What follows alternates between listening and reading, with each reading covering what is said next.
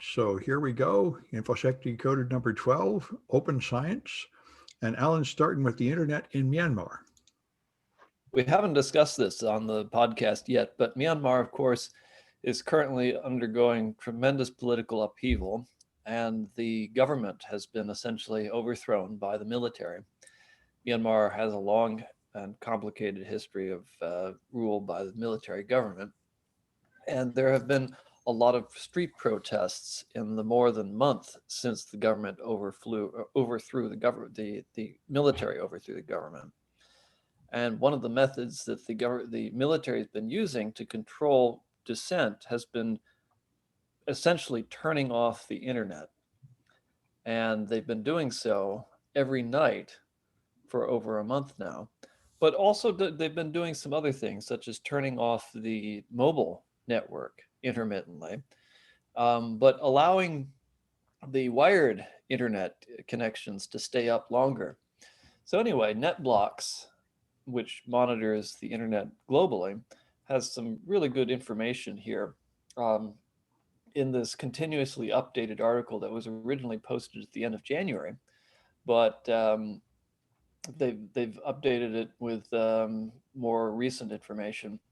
And certainly it's an interesting look at how a government can very ham-handedly control public dissent by turning off the internet or controlling the internet.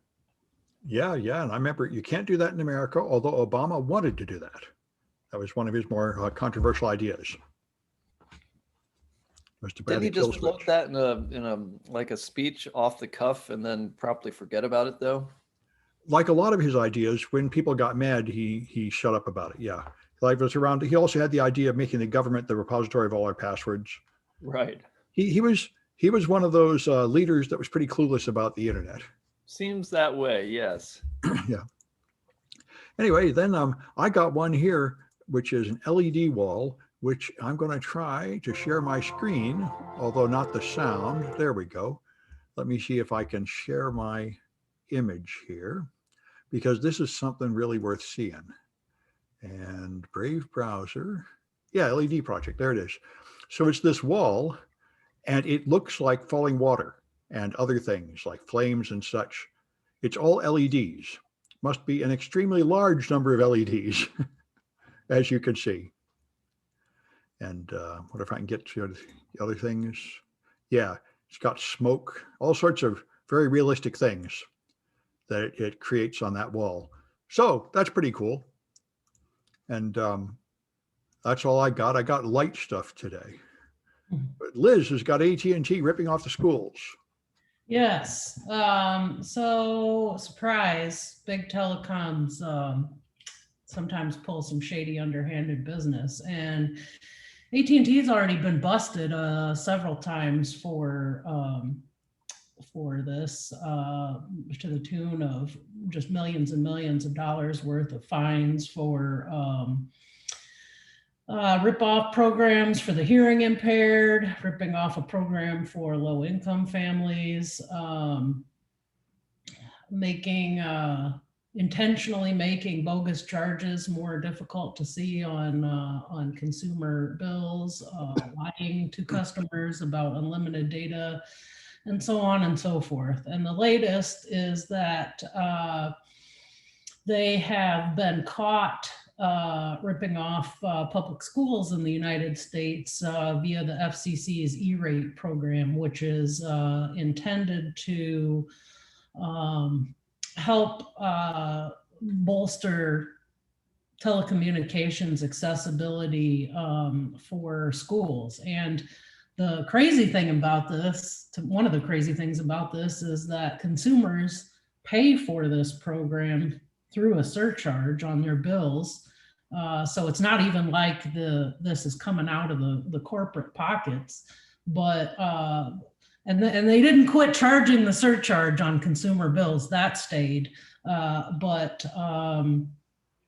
they have still been intentionally overcharging schools despite having agreed to this educational rate condition. And However, just so everyone can be at ease, AT&T conducted an internal review and assured everyone that this wasn't going on and that everything's fine. So Yeah, I was reading Katie Moe sued Microsoft for not paying the women enough, and Microsoft said, "Oh no, we did an internal review and we pay the women plenty. You have nothing to worry about."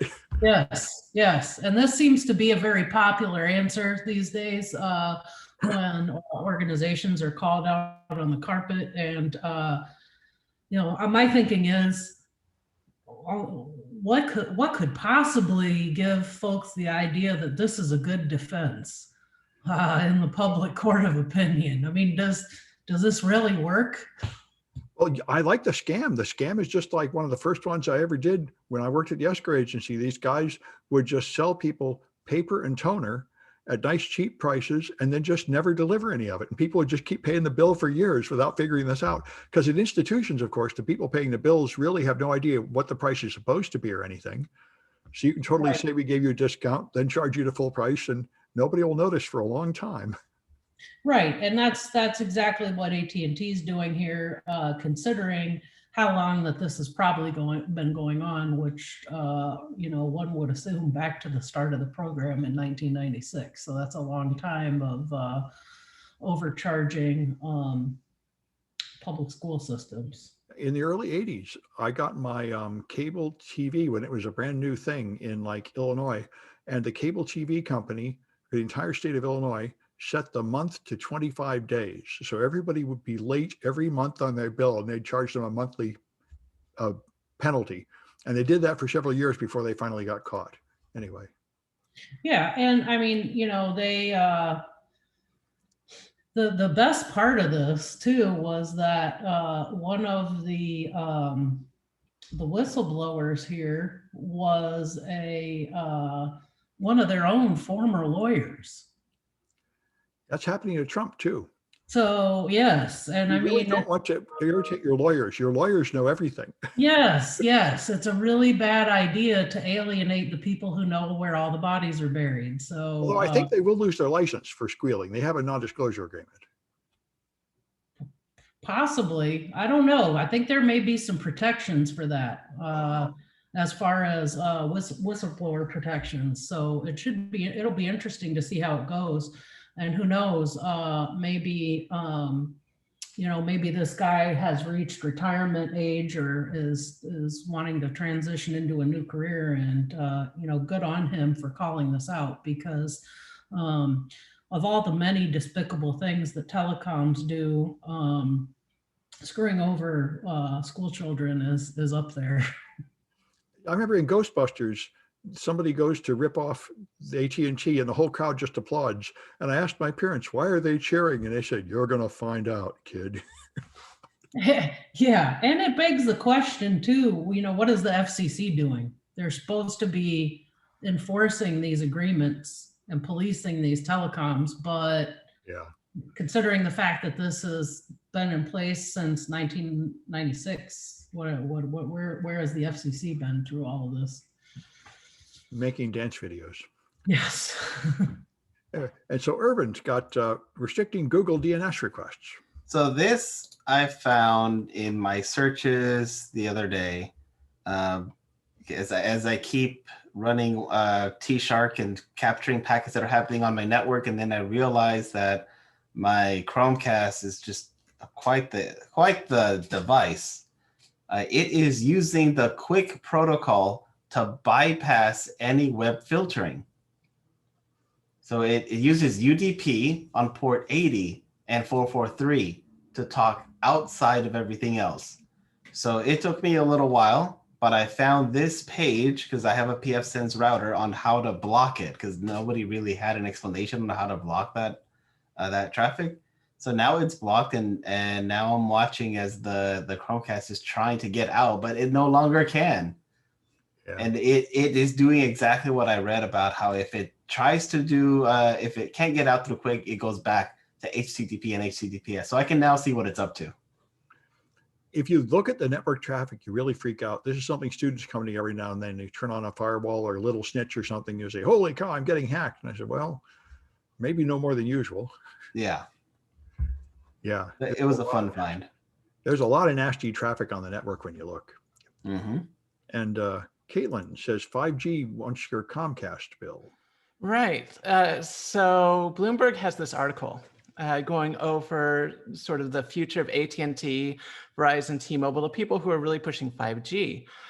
And people, and if you read the news or have read the news up to now, you may be thinking that these companies are really going to be focusing more on their mobile technologies.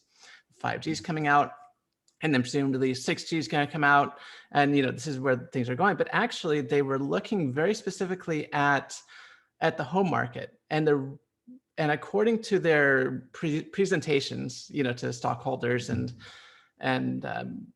business people, I suppose, what they're really trying to do is get into the home market now, because they're seeing a big shift. That's where the money appears to be, not in this mobile 5G, 6G, phone stuff anymore.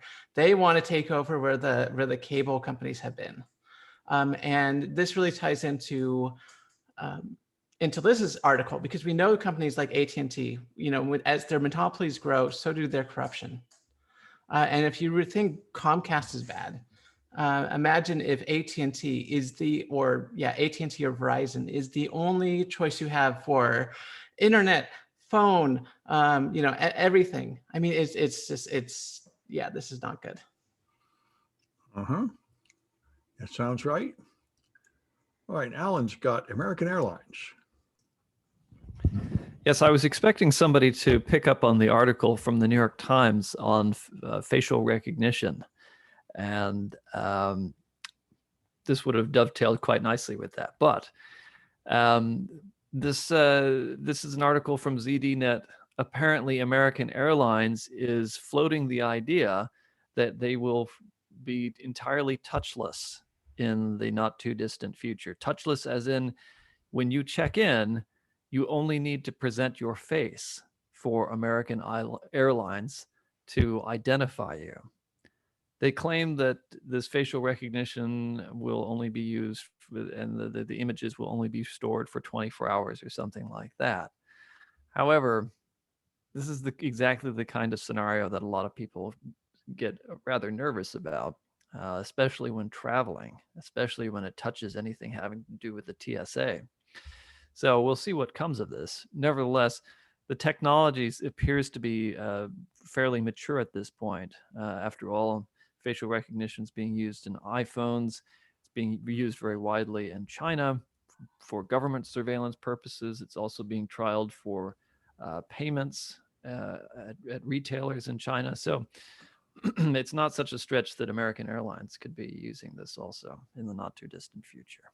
The last flight that I took before the pandemic was on Qantas, and they used the system for boarding the flight. You had to walk up into this little stall and have your face imaged as your essentially as your boarding pass for the flight. So, and it was pretty eerie and dystopian. Well, there's a technical point Was- here. I mean, that the system you describe can work because there's really only like 100 people getting on the flight. But if it's your total identification out of all the people in the world, facial recognition is not usually good enough to do that. Well, Liz, this Qantas flight, was that for immigration purposes or was that for boarding, just the boarding for Qantas? That was just the airline. That was just the airline's implementation. Though, I mean, I believe that countries have already implemented it into their immigration systems. I know when we went to China, that's part of the entry procedure. Take a picture, yeah. But Qantas has also announced that they think they should require vaccine passports from everybody to show you've been vaccinated. But I just got vaccinated and they didn't give me anything. So I don't know how you would get that passport. There is no official document as far as I can tell. So I think anyway, I don't think that's going to happen just for that reason. You didn't get any kind of a receipt or a card? Because I Nope. know that folks have been getting like a vaccination card from some sites. They did not give us anything. Wow. So I don't know how I could possibly prove it now. Anyway, they did Typical record San who we were Francisco on. disorganization. Well, they did record who we are on some computer, but that's another thing. They have all these different independent agencies doing it. I don't know if there is a list anywhere of who's been vaccinated. I kind of think not. Anyway, Did they collect like your social security number or anything like that? well, they took our IDs and I think they just typed our name in a list. All they tried to do is make sure we were the person that reserved on the web to take it that day. And you filled out that form. I don't think it asked for very much. No, they didn't ask for any of that when I filled it out. So I didn't know. Might have got date of birth On site. I know. So actually, I'm not even sure they know who I am. Really, they're just there are other people named Sam Bowne in the world. Yeah.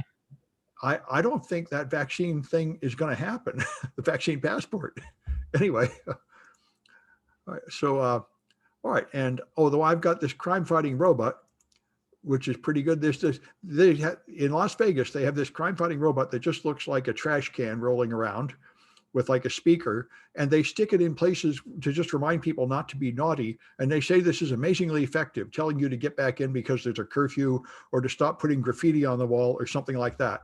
They say it's much cheaper than a real cop and effective to stop these minor crimes. So I don't know, maybe we'll be seeing more of these crazy Dalek-like things going around saying, naughty, naughty, don't do that bad thing, you bad person.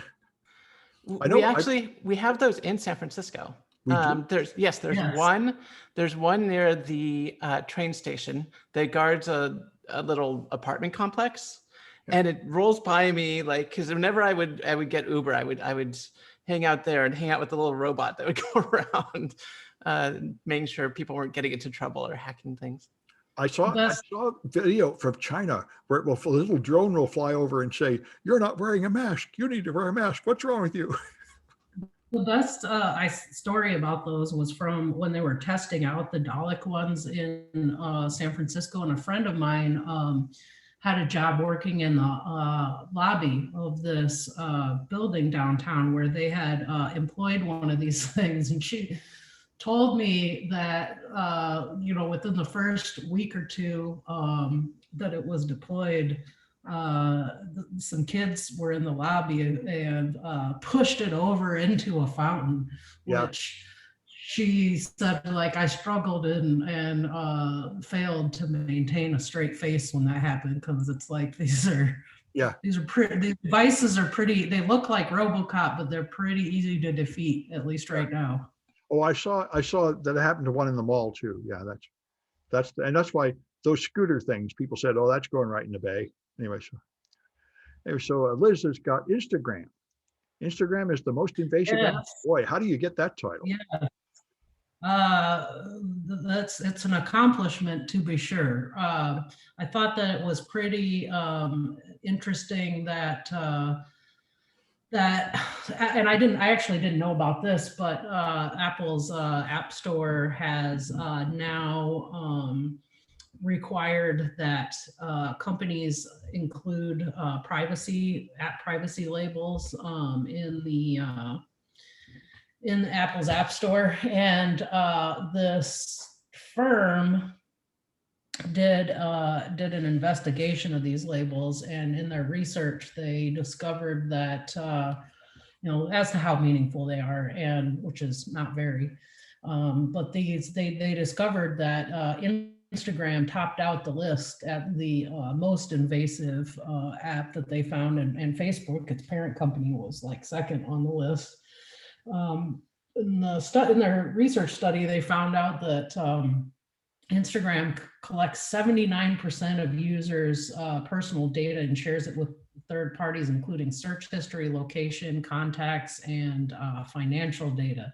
It didn't go deeper into what they meant by this, but they did say everything from your browsing history to your location to banking details to contact details, fitness levels, all of these are collected and traded behind the scenes.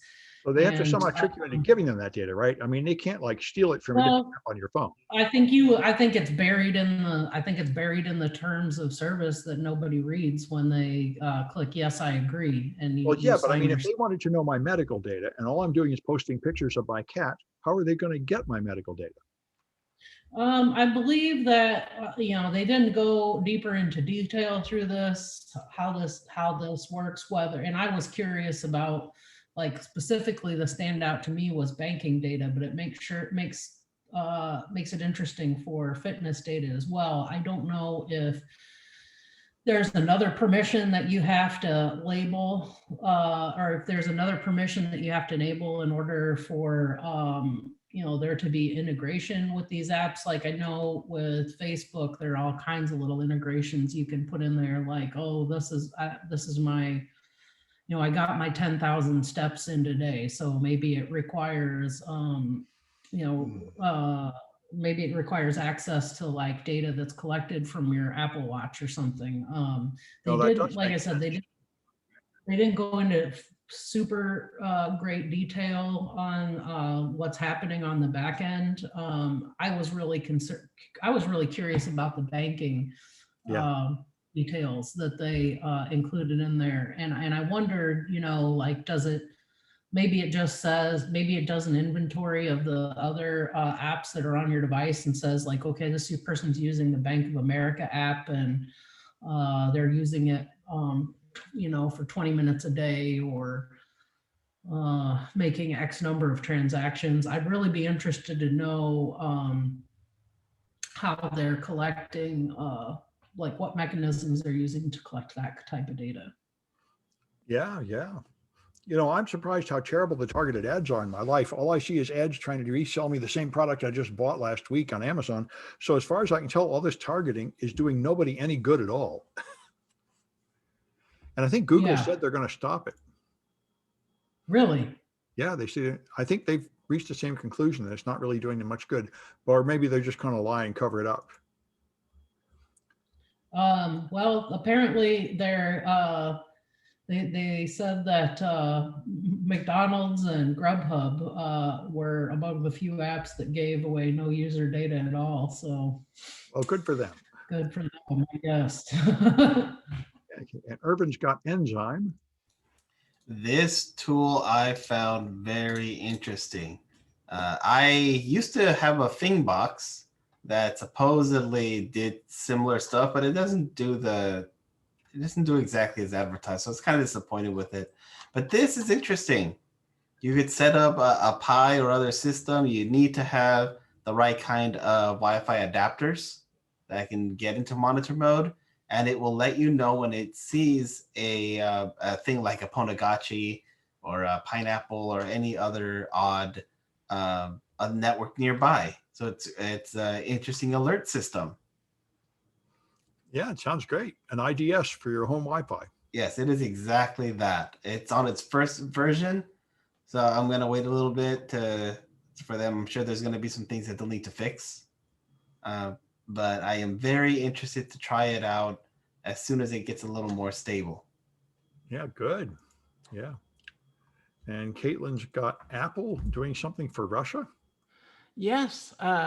So there's an article put out by Ars Technica, written by Lily Hay Newman, basically going over a recent release of the iPhone in Russia. So in 2019, Russia created some rules saying, hey, if you're going to sell a computer here, you have to have our state-approved apps and our state-approved antivirus and state-approved browser on your device.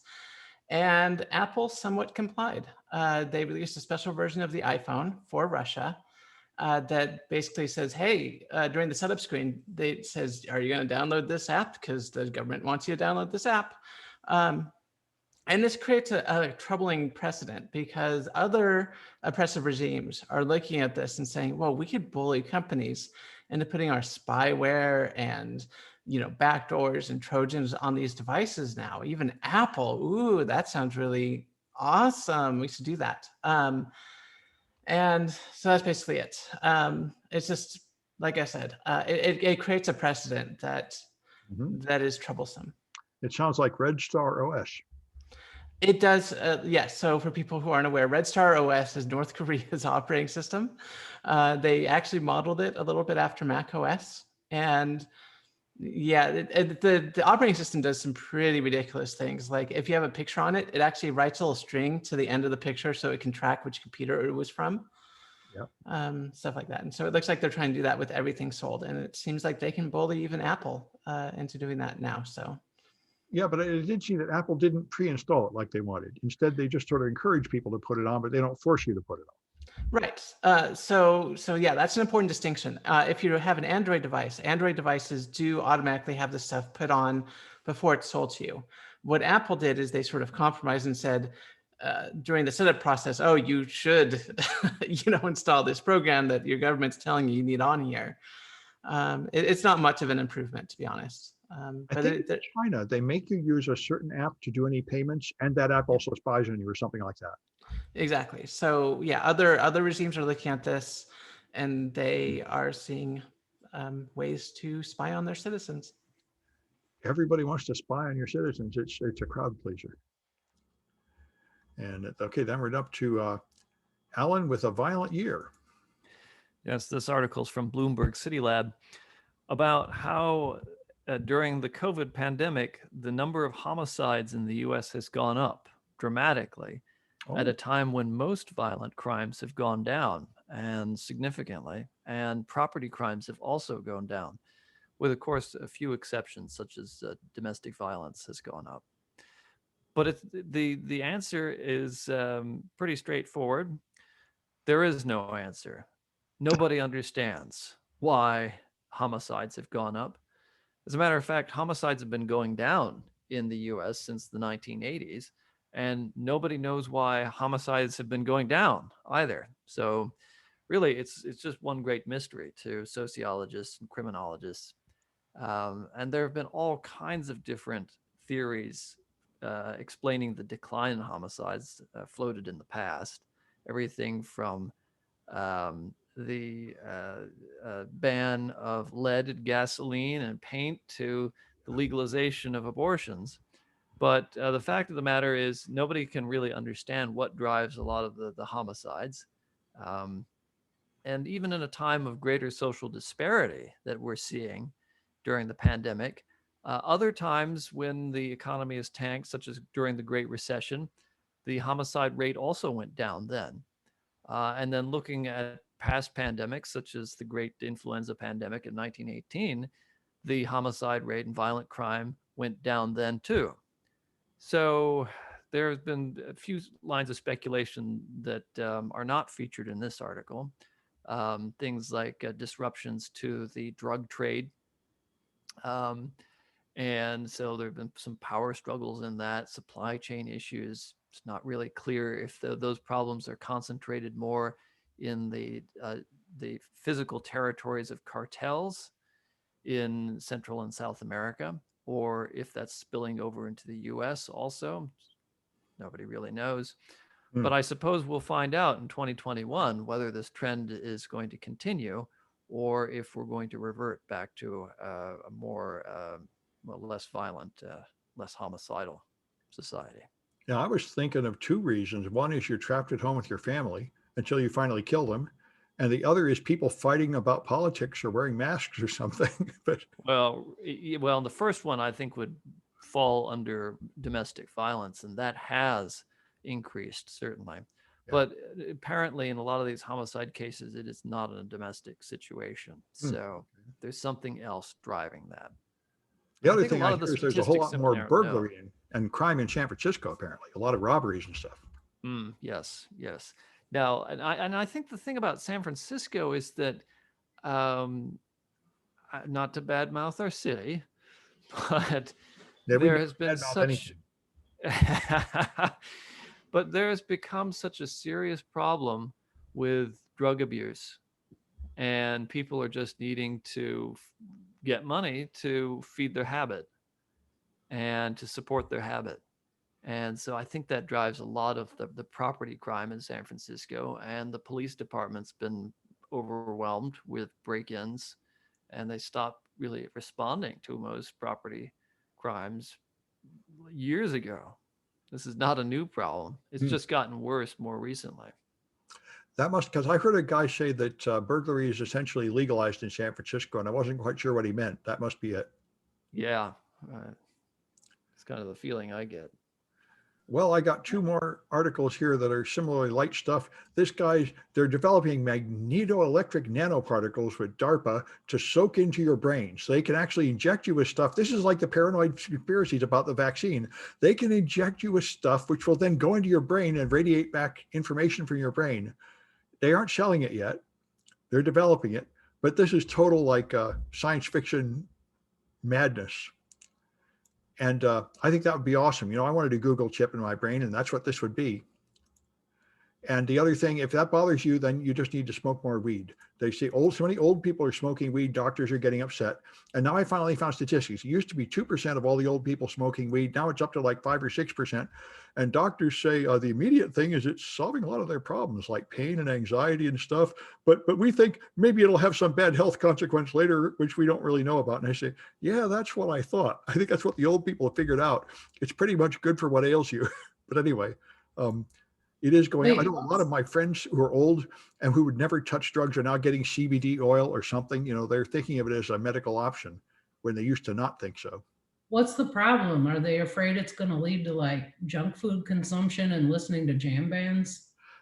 Well, I think it's all just reefer madness echoing down through the ages. They're convinced that it must do something horrible to you. Whereas I'd say there's a whole generation of Grateful Dead people that vigorously tested it and showed that it doesn't really seem to do anything much bad to you at all. I think part of this too is the flawed research because, we've read the way that it's gone down with studies in the past where the few studies have been allowed or funded have come with the pressure of this study had better demonstrate negative results, and if it doesn't demonstrate negative results, we don't want to hear it and we won't publish it. Yep. It was the same thing with the cheap Pfizer Viagra you can buy online from China, which is almost certainly the same stuff you'd get from your doctor, except it costs 50 times less. And somebody wanted to buy some and test it at a college, and Pfizer said, we'll fund this research, but only if we get to suppress publication if you conclude that cheap stuff is equal to the real stuff. And so he didn't agree to that, and so he didn't do the research. But it's all made in China. I think it's all made by the same people. It's probably true that the cheap stuff is equal to the real stuff, except of course you don't know who to sue if it's not. But anyway, I'd love to see some real and unbiased clinical trials done on cannabis, but the problem is you can't break the law while doing a scientific study that you want to publish in a reputable journal. Yeah, and it's going to be interesting too to see how this evolves, considering now Mexico's legalized it, Canada's legalized it, and we're in the middle of that. We're in the middle of that sandwich, still kind of digging our feet and dragging our heels because we want to stay in the 1930s. A bunch of states have legalized it. It's about time we quit pretending that it matters whether people smoke weed. Who cares? Well, people smoke it just doesn't matter. There are a lot of, I think that the strongest in the fight against it has been the privatized prison lobby, because if they suddenly made that legal, they would lose a lot of their free labor and money that they get for keeping people in jail over minor drug charges. Yeah, there's so many real crimes that matter. They should just knock it off with the drugs. Well, or at least like change the scheduling, because right now we still consider cannabis at a federal level to be the same as heroin or cocaine or meth, which is pretty ridiculous. Yeah, well, speaking of crime, we've got an article or two from you about the notorious pirate site Cyhub. Yes. So the London police made sure to warn higher education institutions to make sure that they're, cautioning their students against access to this evil Cyhub, which is a way that they can access non-paywalled academic publications. So that's what Aaron Schwartz did, right? Essentially, now Cyhub's interesting because, as far as I know, it's run by a woman who has to be in Russia or some other country that permits running this. But it's just such a crock because, you know, these the whole academic publishing industry is structured to benefit those publishers. The academics don't get paid.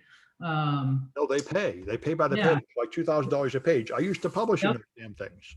Yep, and you know, the research is often paid for with public money, and then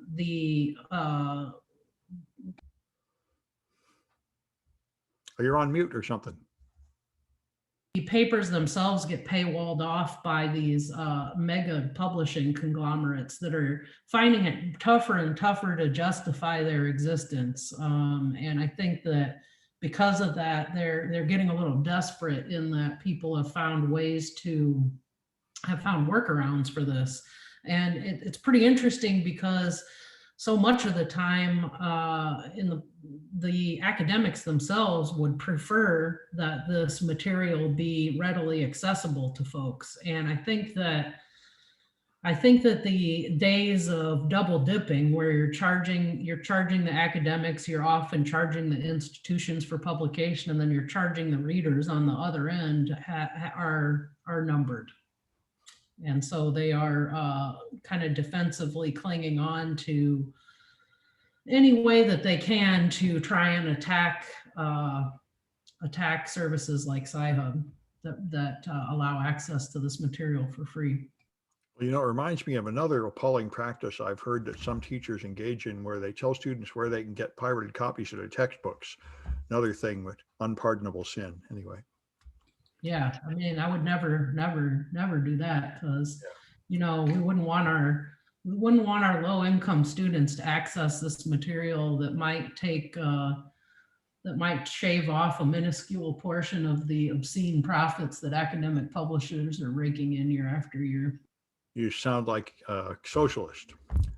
And I remember I was teaching at a conference, and the organizer of the conference said, "Gee, we can't get a free copy of the textbook from the publisher for the students." And I'm like, if you type the title into Google, the very first hit is a PDF from the IBM domain handing it out. And I said, "How do I put this politely?" I just said, "Oh, never mind, I'll deal with it." And then I said, "There's this top secret black hat technique that I probably shouldn't show you." And I mean, the thing is too, like, I think that if these companies had stuck to reasonable fees for these things, that it wouldn't be as much have become as much of an issue. But they're being undone by their own greed, because there's no reason that that access to these materials should cost as much as they do. You know, if they had instituted a model where maybe you pay $1 for access to read the research papers, I mean, they would probably get a lot of takers on that. But Well, that's what Steve Jobs did with iTunes. There was no legal way to get music at all. And so everybody pirated it. And he said, "Well, you know, if you just sold the songs for $1 each, what would happen?" And most people would pay the $1. right, exactly. But these, and I mean, companies like Elsevier are making record obscene profits. So, I mean, I don't feel sorry for them in the slightest, because it's a flawed system to begin with. And they've definitely escalated it. So these articles, I think the cops essentially said, "Oh, well, because they went to these students and faculty went to Cyhub, they had their credentials stolen through phishing." Well, I'd like to see proof of that first, and second of all, how many other times how many other sites have caused the same issue, and they're not calling them out. So you have no respect for the law, and you're a socialist. or according to some folks, I'm sure. Okay, well, there you go. All right, and so then we got Bachbot from Irvin. This is from a site, Malware Traffic Analysis, where this guy will put up things that he finds every now and then, along with some challenges for people to solve. It's all PCAP related. And this is just the latest one on a malware that works off of Excel and a macro. You can see where it's contacting, how it's working, the stuff that it creates, and even the task that's created by that piece of malware. Yeah, this malware traffic analysis site is great. And it's really good for instant response. You learn how to understand what malware does, how to spot the network traffic, reassemble the files, Yeah, it's very much like your Wireshark CTF. You could totally add some of these to the Wireshark CTF and it would fit right in. Yep. Yeah. All right, and Kaitlyn's got hard drives. I do have hard drives. I have I news thought about hard hard drives drives. are over, man. They're not over because we still, there's an article by Engadget going over a new hard drive manufacturing technique, which I'll get to in a second. So hard drives have basically taken over where tapes used to be about a decade before. So normally what you do is you'd have a hard drive in your computer, and then if you want to do like long-term slow storage, you would back that up to tape. Because tapes could hold so much more. And so we actually spent a sort of this period of time of no hard drive expansion growth, but just speed growth as we all switch from larger platter hard drives to faster solid state disks. And it kind of seemed like platters have sort of hit a plateau, and they sort of maxed out at about 10 terabytes, and they're still sort of used for like backup and stuff, but that's about it.